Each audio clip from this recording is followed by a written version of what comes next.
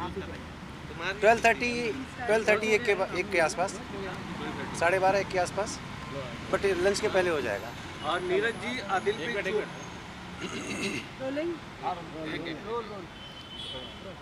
नीरज जी जो आदिल पे आरोप लगाई है राखी सावंत ने, उस पर क्या कहना है और आपकी तरफ से क्या उस पर राय है? देखिए, पहले तो उनका केस ये था कि उन्होंने जो एफआईआर लॉन्च कराई थी, एफआईआर नंबर 119 ऑफ 2023, उसमें ये एलिगेशन था कि उन्होंने, मेरे क्लाइंट ने उनका पैसे के साथ में हेराफेरी की है। सो सेक्शन जो अप्लाई हुए थे वो 406, 323, 504 और 506 पार्ट 2 था। उसके बाद मेरे क्लाइंट को राखी के घर से अरेस्ट उठाया गया, जिस टाइम पे वो लड़का अपना कपड़ा लेने गया था, वो राखी के कहने पे आया था। उसके बाद फिर वो यहाँ पे आने के बाद पुलिस ने उससे सेक्शन 41 का नोटिस पुलिस स्टेशन में ही सर्व किया। उसके बाद मेरे क्लाइंट का डिटेल स्टेटमेंट रिकॉर्ड हुआ, जिसमें मेरे क्लाइंट ने सारी चीज़ें क्लियर करी कि पैसे का लेन देन कैसे क्या हुआ था, क्या नहीं। उल्टा मेरे बहुत ही ह्यूज अमाउंट लगा हुआ है, मैंने खर्च किए।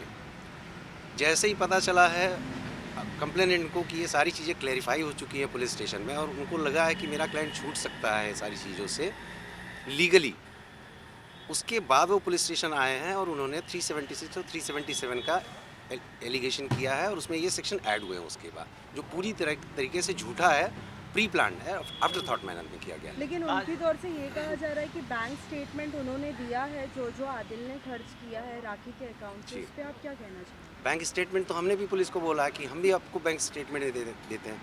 हमने अपना सारा बैंक का वो डिटेल दिया हुआ है। मेरा जो पर्सनल अकाउंट है वो भी दिया हुआ है, जो हमारा बिजनेस अकाउंट है राखी के साथ में जॉइंट जो ऑपरेट होता था, उसका भी डिटेल दिया हुआ है।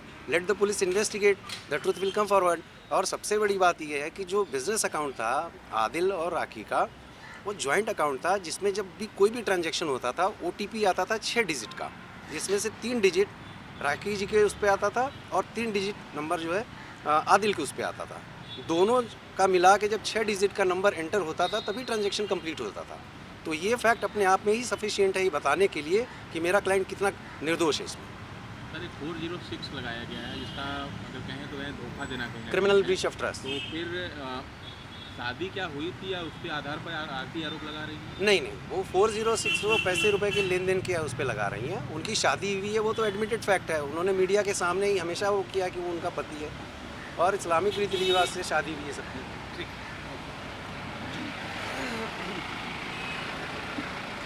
हो गया डन ना? नहीं, अभी तो बाकी है।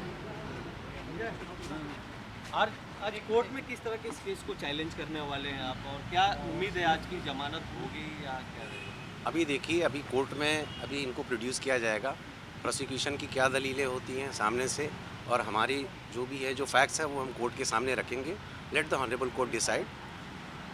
कार के बारे में भी कहा गया है कि कार उन्होंने स्टील की थी राखी की, और वो लड़की के बिल्डिंग में उन्होंने पार्क किया था। क्या ये सभी बातें सच जी नहीं, ये सारी बातें झूठी है। पहली बात तो कार मेरे क्लाइंट की है, और वो क्लाइंट मेरे क्लाइंट के कहने के हिसाब से मेरे क्लाइंट की गाड़ी जो है और चाबी वो राखी जी के घर पे ही पड़ी हुई है, और पुलिस को हमने ये बातें बताई हैं। लेट पुलिस को उनको गाड़ी को रिकवर करने दीजिए, सच्चाई खुद ही सामने आ जाएगी।